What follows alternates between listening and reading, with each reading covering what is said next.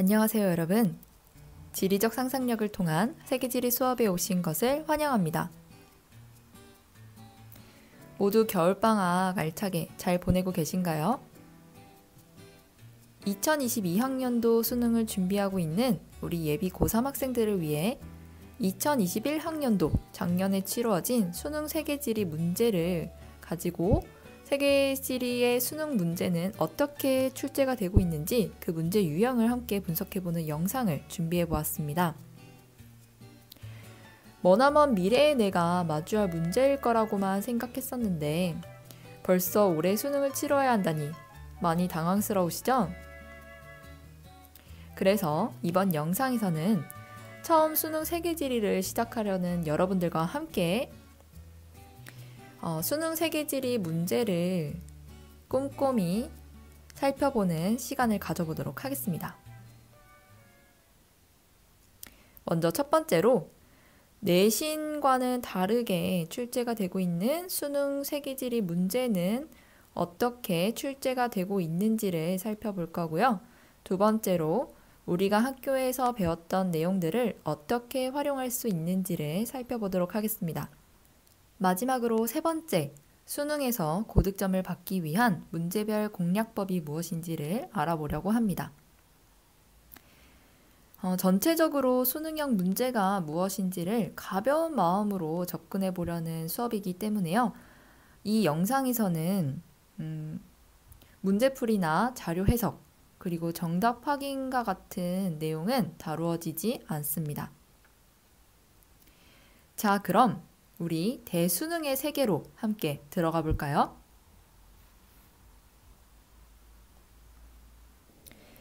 (2021학년도) 수능 세계지리 문제를 준비해 주시고요. 1번 문제부터 함께 보도록 하겠습니다.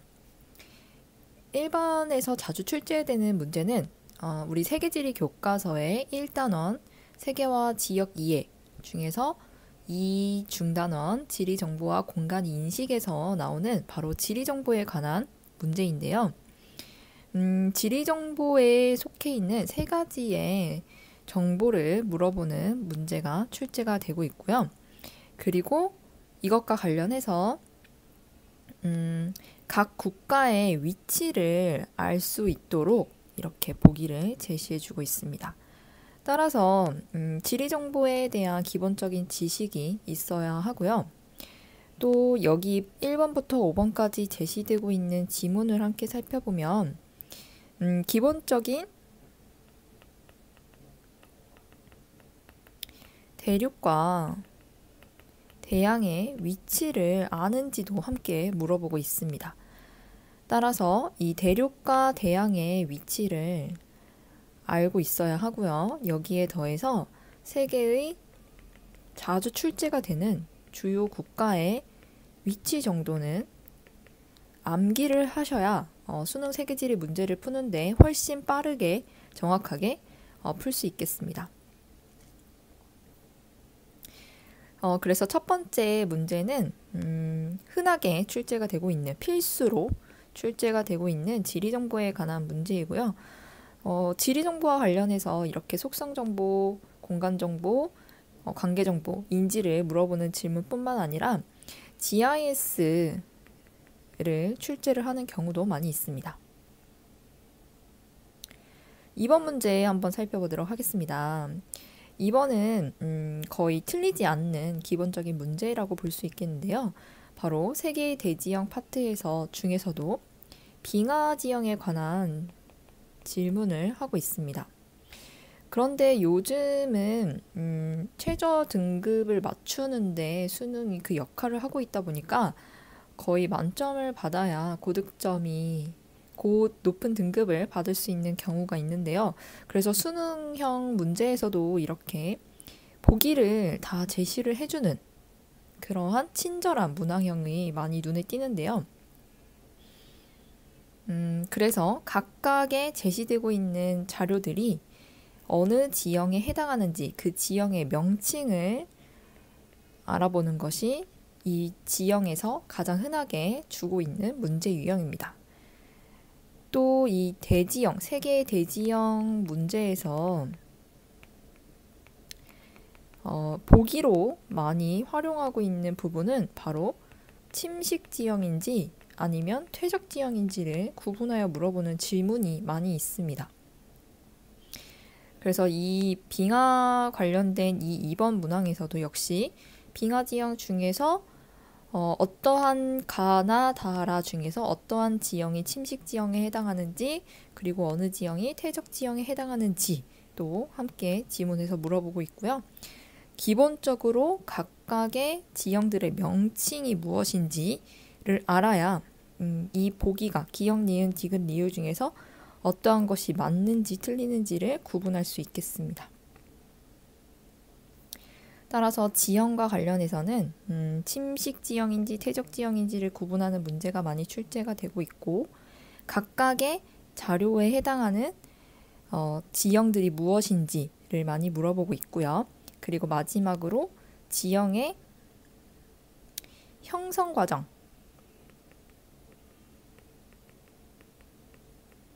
역시 지문에서 많이 물어보고 있습니다. 세계지리를 선택하는 학생들이 대부분 이 세계의 대지형과 관련된 문제는 쉽게 해결을 하는 모습이 많이 보여지고 있고요. 그 다음으로 3번 한번 살펴보도록 하겠습니다. 3번 문제는 처음 세계지리를 시작하는 친구들에게는 약간 어려움을 줄 수 있는 그런 문제인데요. 대륙별 도시화율을 가지고 그 각각의 특징을 물어보는 문항이 되겠습니다. 그래서 교과서에 구분되어 있는 단원이랑 연결을 지어보자면 도시 파트의 인문지리 중에서도 도시 파트에 해당하는 문제가 되겠고요. 역시 여기에서도 가와 다는 각각 라틴 아메리카, 아프리카, 유럽 중 하나임이라고 이렇게 친절하게 보기를 주고 있습니다. 이 도시 파트에서는요, 많이 물어보는 것이 기본적으로 도시 단원에서 나타나고 있는 기본 개념을 물어보는 경우가 많은데요.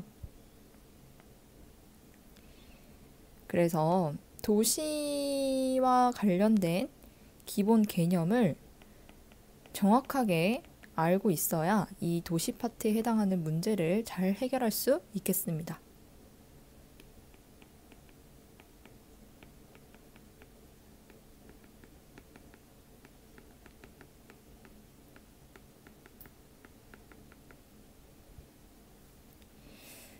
여기에서도 등장하고 있는 단어들이 도시화율이 눈에 띄고요. 그리고 최상위 계층 세계도시, 그래서 도시의 계층도 물어보고 있고, 디귿 지문에서 보시면 도시 인구 증가에 따른 기반 시설의 부족 문제라고 해서 도시 문제가 나타나는지도 함께 물어보고 있습니다. 촌락 인구와 도시 인구를 비교하는 것은 도시화 정도를 물어보는 지문이 되겠고요.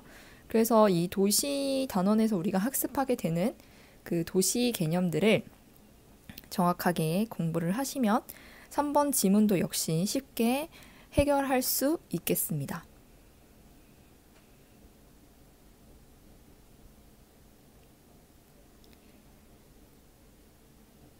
4번 지문을 한번 보시면 4번은 누적 강수량을 물어보고 있는 문제인데요.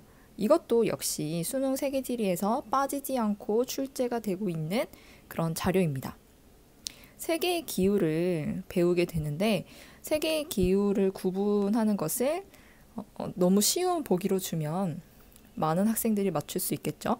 그래서 세계의 기후를 나타내는 기온과 강수량 중에서 특히 이 강수량 특징을 물어보는데 많이 활용하고 있는 그래프가 바로 이 누적 강수량이 되겠습니다. 누적 강수량은 말 그대로 강수량이 1월부터 12월 1년 동안 누적되는 강수량을 나타내는 그래프인데요. 이렇게 가와 나와 다가 나타나고 있는 부분이 바로 누적 강수량이 되겠습니다. 따라서 이 누적 강수량의 특징을 분석할 때에는 이 강수량의 기울기를 분석하는 것이 가장 중요한데요.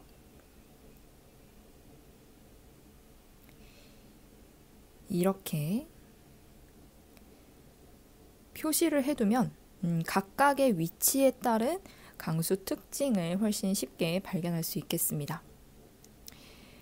그래서 여기 4번에서는 지금 누적 강수량 특징을 물어보기 위해서 자료를 2개를 주고 있는데요. 이 첫 번째 자료가 세계의 기후, 어디에 위치를 하고 있는지를 힌트를 주고 있는 거고요. 그리고 가나다로 누적 강수량을 줌으로써 각각의 기후별로 나타나는 강수 특징을 구분할 수 있도록 주고 있습니다. 만약에 이러한 문제를 마주했을 때 국가의 위치가, 여기 점이 찍혀 있는 국가가 정확하게 어느 국가인지가 생각이 안 난다면 적도를 기준으로 세계의 기후에 해당하는 A기후, B기후, C기후, D기후, E기후 중에서 어느 기후대에 속해 있는지를 먼저 유출을 하신 후에 하시고, 그 다음에 두 번째로 남반구에 위치하고 있는지 북반구에 위치하고 있는지를 확인하시면 이러한 강수 그래프를 분석하는데 훨씬 유용하게 사용될 수 있습니다. 남북반구를 반드시 확인해야 하는 이유는 무엇일까요? 네, 그렇죠. 남반구와 북반구는 여름과 겨울이 계절이 반대로 나타나기 때문에 예를 들어 AW, 사바나 기후 같은 경우는 강수 특징이 반대로 나타나는 경향을 확인할 수 있겠죠. 이러한 자료를 분석할 때에는 가장 눈에 띄는 특징을 먼저 분석하는 것이 중요한데요.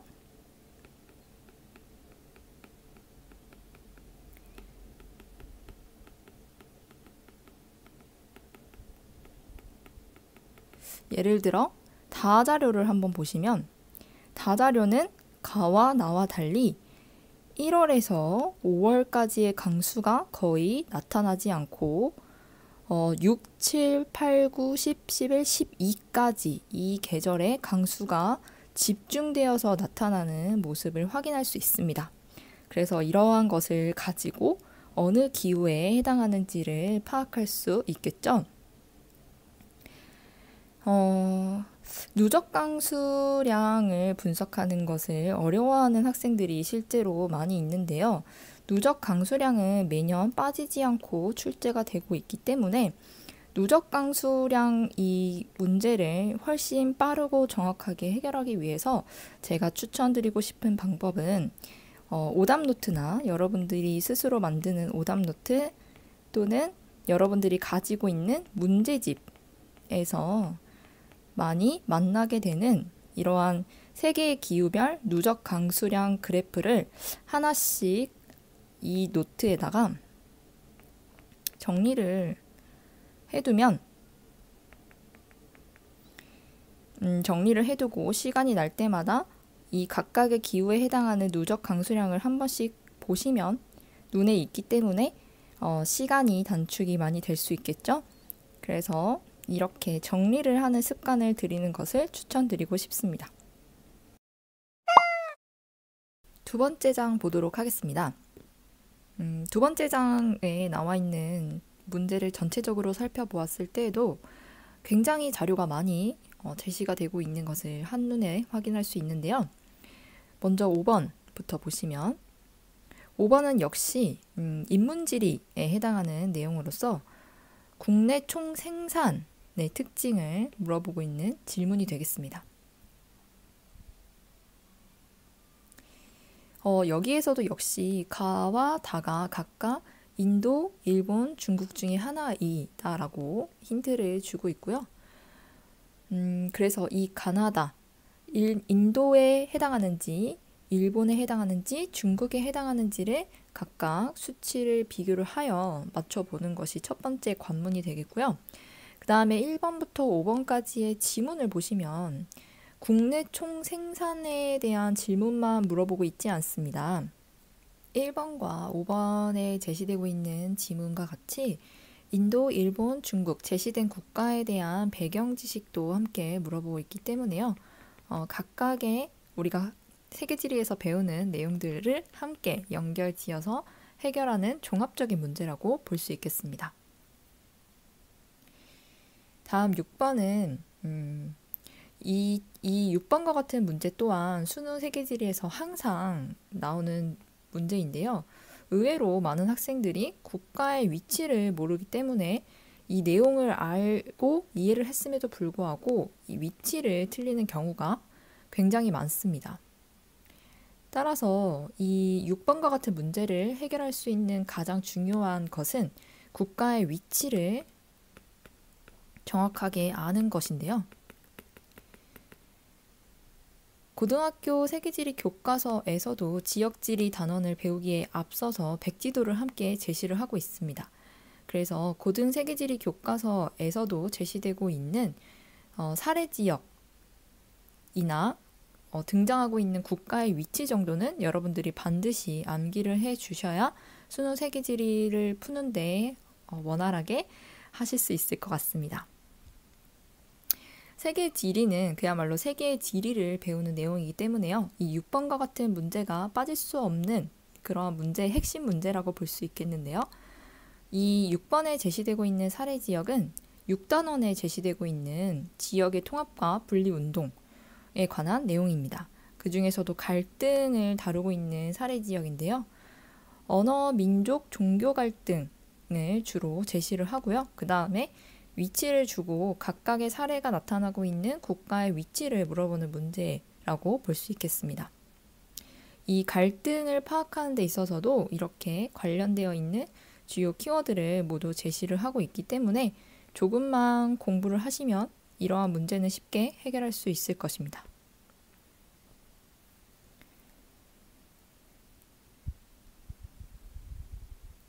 그래서 이 6번과 같이 국가의 위치가 다양한 주제와 함께 연결지어서 출제가 될 수 있다는 점을 기억해 두시면 좋겠습니다. 다음 7번 문제 보도록 하겠습니다. 7번은 우리가 앞에서 보았던 빙하지역과 같은 문제라고 볼 수 있겠는데요. 건조기후 지형에 관련된 문제가 되겠습니다. 그래서 이 건조기후 지형과 관련된 문제도 역시 지형의 명칭이 제시가 되고 있고요.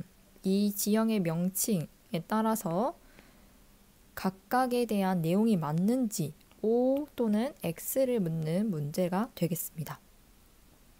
그래서 이렇게 세 개의 대지형과 같은 문제는 지형 명칭을 정확하게 알고 있느냐, 그리고 앞에서도 여러분들에게 설명을 드렸던 것처럼 침식 지형이니 퇴적 지형이니 그 형성 과정을 물어보고 있고요. 이것을 구분할 수 있는지 또 함께 물어보고 있습니다.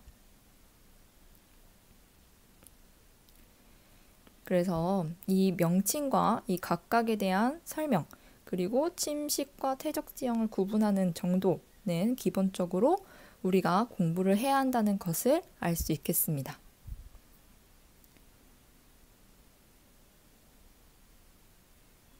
(8번을) 한번 보도록 하겠습니다.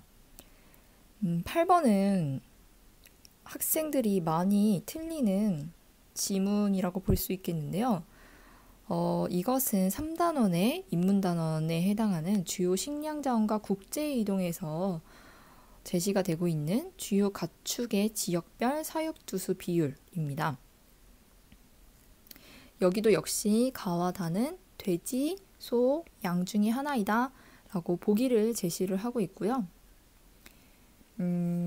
이것과 관련해서 이 옆에 지문으로 각각의 대륙별 비율이 어떻게 나타나고 있는지를 그래프로 제시를 하고 있습니다. 8번과 같은 문제를 처음 접했을 때 너무 어려운 거 아니야? 라고 생각하는 학생들이 많이 있는데요. 사실 이 교과서에서도 제시되고 있는 내용만으로도 충분히 해결될 수 있는 문제입니다. 교과서에서 주요 가축의 지역별 사육두수 비율이 각각 어느 나라에서 많이 나타나는지를 비교를 하는 내용이 충분히 다루어지고 있기 때문에요. 이 기초 내용만 여러분들이 잘 정리를 하시면 이 8번과 같은 문제도 역시 쉽게 해결할 수 있을 것입니다.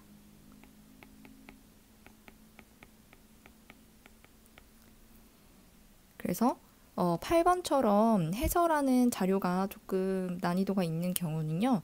이렇게 1번에서 5번까지 주어지는 지문이 비교적 쉽게 제시가 되고 있는 모습 확인할 수 있겠습니다. 9번을 보도록 하겠습니다. 9번도 역시 빠지지 않고 출제가 되는 문제이면서 절대 틀리지 말아야 하는 문제라고 볼 수 있겠는데요. 바로 전 지구적 환경 문제입니다. 8단원 세계지리 교과서의 맨 마지막 단원에 구성되어 있는 지구적 환경 문제인데요. 이것도 역시 각각의 환경 문제에 따라서 많이 물어보는 것이 주요 환경 협약의 명칭 또는 그 내용을 많이 물어보고 있습니다. 그래서 이 각각의 협약들이 어떠한 환경 문제를 해결하기 위함인지, 그리고 위치를 보고 이 지도에서 나타나는 환경 문제가 무엇인지를 파악할 수 있다면 9번과 같은 문제도 쉽게 해결할 수 있습니다.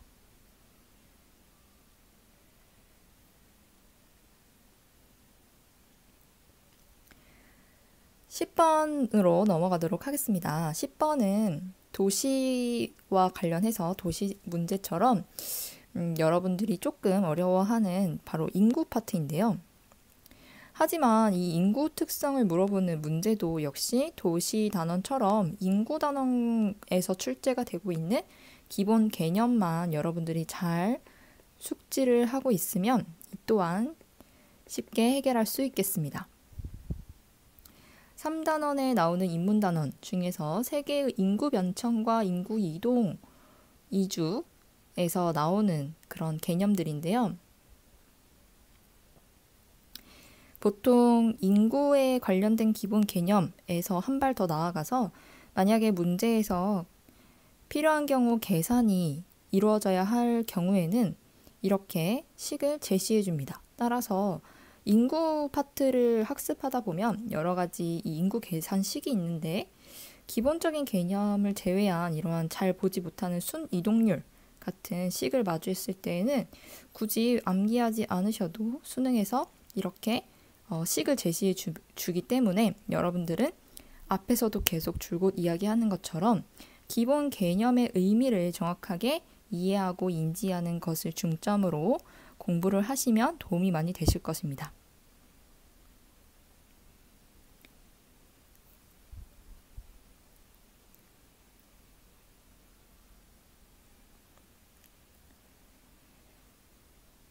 문제를 하나하나 함께 살펴보면 더 많은 이야기를 나눌 수 있을 것 같은데요. 여러분들이 수능 세계지리 공부를 시작하는 데 앞서서 각각의 단원에서 어떠한 것을 중점으로 두어야 하는지를 먼저 개괄적으로 설명하기 위해서 이번 영상에서는 이렇게 마무리해 보도록 하겠습니다. 다음 2편에서 11번 문제부터 20번 문항까지 함께 살펴보도록 하겠습니다. 오늘 수업은 여기까지입니다. 모두 수고 많았습니다. 다음 시간에 만나요.